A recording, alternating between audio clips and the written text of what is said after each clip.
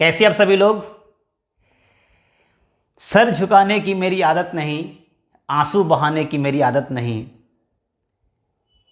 हम खो गए तो बहुत पछताओगे, हम खो गए तो बहुत पछताओगे, क्योंकि लौट के आने की मेरी आदत नहीं। तो मैं बलवंत कुमार आप सभी को आपके YouTube channel back to Gurukul में तहे दिल से स्वागत है। मैं पिछले कक्षा को फिर से कंटिन्यू करते हैं,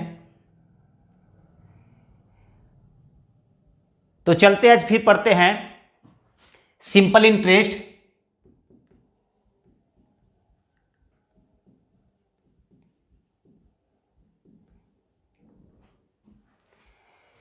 यानी इसको हम लोग बोलते हैं साधारण ब्याज, इसे शॉर्टकट में हम एसआई भी कहते हैं। इसके बारे में चर्चा करते हैं। इनसे पहले मैंने 2 कक्षा में संबंधित कुछ क्वेश्चन को सॉल्व करवाया था। आज फिर उनको हम आगे कंटिन्यू करते हैं। अभी तक जो मैंने आपको बताया उसमें 3 बातें पे गौर किया था।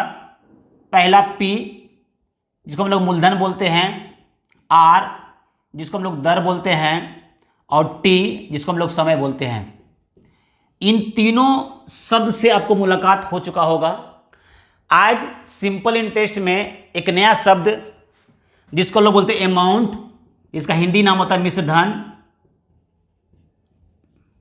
इसके बारे में चर्चा करते हैं कि मिश्रधन होता क्या है।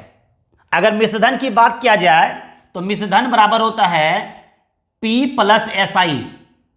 P का मतलब हो गया मूलधन और SI का मतलब हो गया ब्याज।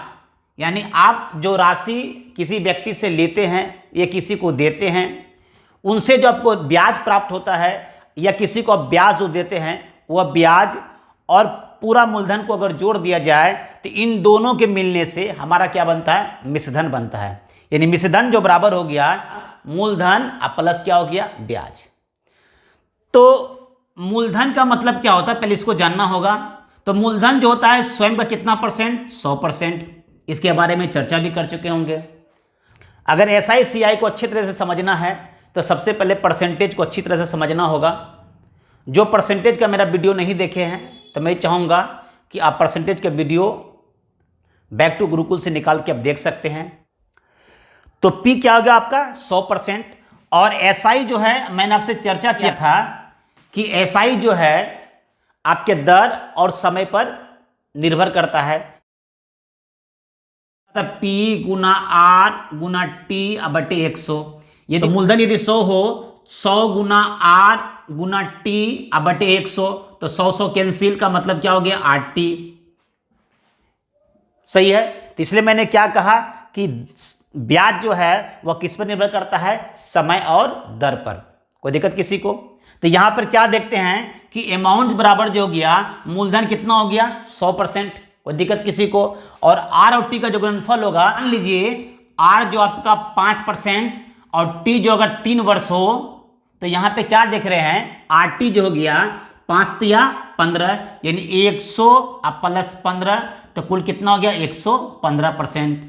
यानी अमाउंट जो हो गया मूलधन प्लस ब्याज, यानी मूलधन हो गया 100% और ब्याज जो हो गया समय और दर का जो गुणनफल होता है, इन दोनों के यदि मिला दिया जाए परसेंटेज में तो हमारा क्या कहलाता है, अमाउंट कहलाता है। कोई दिक्कत किसी को यहां तक? तो इस पर रिलेटेड कुछ सवाल को देखा जाए। एक निश्चित राशि 16% वार्षिक ब्याज की दर से 5 वर्ष में 10,080 रुपया हो जाता है, तो वह निश्चित राशि ज्ञात करें। कोई दिक्कत किसी को? तो क्वेश्चन क्या करा है, 16% वार्षिक, कितना साल, 5 साल, और जो हमारा अमाउंट कितना हो गया, 10,080। कोई दिक्कत? यानी अमाउंट ए बराबर जो हो गया P प्लस क्या हो गया, SI, और पी का मतलब कितना 100%, और एसआई का मतलब हो गया समय और दर का गुणनफल। सही है, तो 16 पंचे 80, 80%। सही है, तो टोटल हो गया 100 प्लस 80 यानी 180%। तो हमारा जो टोटल अमाउंट प्राप्त हुआ वो कितना प्राप्त हुआ 180%, और ये 180% के बदले 10,080 दिया हुआ है, यानी 180% के बदले दिया हुआ है 10,080। तो निकालना है कितना है 100% के बदले, तो 0 से 0 कैंसिल, 28 घटा दिया जाए, 18 पंचे 90, 18 6 के 18 से 108, यानी कुल जो हो गया वो 5600 रुपया प्राप्त हुआ। कोई दिक्कत किसी को? नेक्स्ट क्वेश्चन देखते हैं। एक निश्चित राशि 10% वार्षिक ब्याज की दर से 5 वर्ष में 7500 रुपया हो जाता है, तो वह निश्चित राशि ज्ञात करें। सेम क्वेश्चन है, कोई दिक्कत किसी को? तो यह टोटल जो अमाउंट दिया 7500, तो यह किसके बदले हो जाएगा, तो 100 प्लस 10 पचे 50, यानी कुल हो गया 150%, तो 150% के बदले 7500 दिया हुआ है। सही है, तो निकालना कितना परसेंट है, तो 100% के बदले, तो 15 पचे 75, यानी कुल राशि हो गया कितना 5000। सही है, यानी टोटल जो अमाउंट जो 7500 रुपया प्राप्त हुआ है, तो उसके लिए मूलधन कितना है 5000 रुपया। कोई दिक्कत किसी को? नेक्स्ट क्वेश्चन देखते हैं। किसी राशि का साधारण ब्याज मूलधन का 9/16 हो तथा समय और दर आपस में बराबर हो तो दर ज्ञात करें। कोई दिक्कत किसी को? तो यहां पे क्वेश्चन क्या है देखते हैं इसको।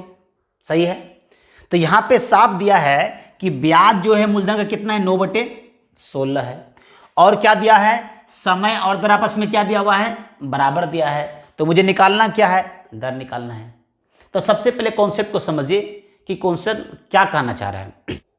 तो देखते हैं, आप एक सूत्र से परिचित होंगे कि एसआई बराबर क्या होता है, पी गुना आर गुना टी बटे कितना 100। सही है, यहां तक कोई दिक्कत? यदि यहां पी को हमें 1 माने तब ना उसका 9/16 होगा, यानी एसआई जो है उसका 9/16 हो जाएगा। तो यहां पी का अगर 1 मान लेते हैं तो ये 1 खत्म हो जाएगा, बचे क्या आर गुना टी बचेगा। तो चूंकि आर और टी आपस में बराबर है, या तो आर लिखे या तो टी लिखिए। यदि दोनों तरफ आर लिखा जाए तो आर स्क्वायर हो जाएगा, यानी आर स्क्वायर बटे कितना हो जाएगा 100, यानी आर बराबर हो जाएगा एस आई गुना 100 अंदर रूट।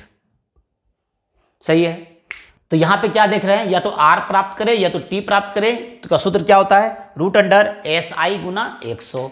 तो हमारा देखिए यहां पे एस आई दिया हुआ है। सही है, कोई दिक्कत किसी को? एसआई कितना दिया 9/16 दिया हुआ है। अब मुझे क्या निकालना है, दर निकालना है, यानी आर निकालना है। तो देखिए कैसे बनाते हैं।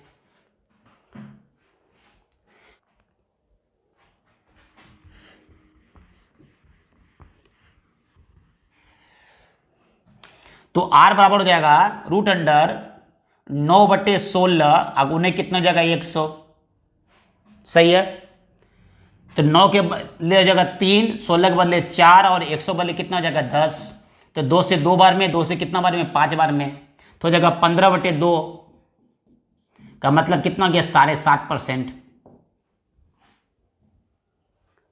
कोई दिक्कत किसी को? नेक्स्ट क्वेश्चन देखते हैं। नेक्स्ट क्वेश्चन है किसी राशि का साधारण ब्याज मूलधन का 16/25 हो तथा समय और दर आपस में बराबर हो तो समय ज्ञात करें। कोई दिक्कत किसी को? सेम क्वेश्चन है। पिछले क्वेश्चन में अब क्या देखे, दर निकालना था, इस क्वेश्चन में क्या देखे, समय निकालना है। तो वो जो हमारा सूत्र प्राप्त हुआ वह समय और दर दोनों के लिए है, क्योंकि यहां साफ दिया है कि समय और दर आपस में क्या है बराबर है। तो टी बराबर हो जाएगा रूट अंडर 16/25 अगुने कितना हो जाएगा 100। तो 16 के बदले 4 और 25 के बदले 5 और 100 बदले कितना 10। 5 से कट जाएगा 2 बार में, कितना हो गया 8%। कोई दिक्कत किसी को? नेक्स्ट क्वेश्चन देखते हैं। नेक्स्ट क्वेश्चन है किसी राशि का साधारण ब्याज मूलधन का 4/9 हो तथा समय और दर आपस में बराबर हो तो दर ज्ञात करें। तो सेम क्वेश्चन है, क्या निकालना है? दर निकालना है। तो r बराबर हो जाएगा √4/9 गुने कितना हो जाएगा? 100। सही है, कोई दिक्कत किसी को? तो 4 के बदले कितना हो जाएगा? 2, 9 के बदले कितना हो जाएगा? 3, और 10 के बदले कितना हो जाएगा? 100। तो टोटल हो गया कितना? तो 20/3%। तो 6.2/3%। सही है, कोई दिक्कत किसी को? नेक्स्ट क्वेश्चन देखते हैं। नेक्स्ट क्वेश्चन है 10,000 रुपये की राशि निम्न शर्तों पर उधार दिया। पहले 5 वर्ष 10% की दर से, अगले 3 वर्ष 8% की दर से, और अगले 4 वर्ष 6% की दर से दिया जाता है। तो 9 वर्ष के बाद कुल कितनी राशि प्राप्त होगी? कोई दिक्कत? तो कुल राशि प्राप्त करने का मतलब क्या निकालना है? हमें अमाउंट निकालना है। तो यहां पे देखिए क्या दिया है कि पहले 5 वर्ष दिया हुआ है, फिर दिया 3 वर्ष, तो 5 3 कितना हो गया? 8 वर्ष, फिर दिया 4 वर्ष, तो 8 4 12 वर्ष। तो कुल पैसा दिया जाता है 12 वर्ष के लिए, परंतु उस व्यक्ति ने 9 वर्ष के बाद पैसा को क्या किया? दे दिया। तो क्वेश्चन करें 9 वर्ष के बाद उसे कितना रुपया देना होगा। तो यहां पे समझने वाली ये बात है, तो चूंकि वो उधार लिया कितने साल के लिए? 12 साल के लिए, लेकिन पैसा जो दिया कितने साल के बाद? 9 साल के बाद। तो यानी कहने का मतलब ये हुआ कि यहां पे जैसे जो ब्याज लगेगा वो कितना साल का लगेगा? 9 साल का लगेगा। बात समझ गए? चूंकि पैसा लिया गया कितने साल के लिए? 12 साल के लिए, लेकिन जब देने गया कितने साल के बाद? 9 साल के बाद। तो चूंकि 9 साल के बाद पैसा दिया गया, इसका यह मतलब है कि उसे पैसा देना हो कितना साल का? तो मात्र 9 साल का। बात समझ गए? तो 9 साल में देखिए पैसा कैसे किस प्रकार दिया जाता है। तो कुल अमाउंट जो प्राप्त होता है, मूलधन यानी 100% प्लस पहला 5 वर्ष तो आ जाता 9 साल में, तो 10 बचे 50%। सही है, प्लस फिर देखिए अगला 3 वर्ष आ जाता है, क्योंकि 5 3 8 वर्ष हुआ, 8 तिया 24%। तो अभी तक टोटल कितना हो गया? 5 वर्ष और 3 वर्ष यानी 8 वर्ष हो गया। 1 वर्ष और लेना है, तो अगले साल का शर्त क्या है? 6% का, तो प्लस 6%। तो टोटल जो प्राप्त हुआ 100 प्लस 50 150 प्लस 24 174 प्लस 6 यानी कुल 180%। सही है, यानी उसे कुल अमाउंट जो देना होगा कितना? 180%। किस राशि का? तो 10,000 का, यानी 10,000 का जो है 180%। तो 200 ना कैंसिल, यानी 18,000 रुपया देना होगा। कोई दिक्कत किसी को? इस क्वेश्चन को फिर से समझिए। कुल अमाउंट जो देना है, सबसे पहले कितना परसेंट? 100%। उसके बाद प्लस 10 बचे 50, 5 वर्ष का हो गया। फिर अगला 3 वर्ष 8 तिया 24%। तो टोटल यहाँ कितना हो गया? 8 वर्ष हो गया। चूंकि मुझे 9 साल का निकालना है तो 1 साल और लेना है, इनका 6%, तो 6% और जोड़ देते हैं, तो टोटल हो गया 180%। यानी 10,000 का 180% हो गया 18,000 रुपया। कोई दिक्कत किसी को?